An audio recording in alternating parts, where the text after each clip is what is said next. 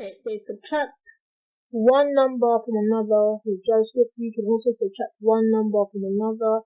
JavaScript uses the minus symbol for subtraction. Example, my equals 12 minus 6. Assign 6, because it's 12 minus 6, which equals 6. Change the 0 so that the difference is 12. So what you take away from 45 to give you 12? 30 take away 15, so I guess it's 33. So if you do, I don't know, I didn't double check it. Let's just test and run it. Oh yep, there you go. So got a mental maths there.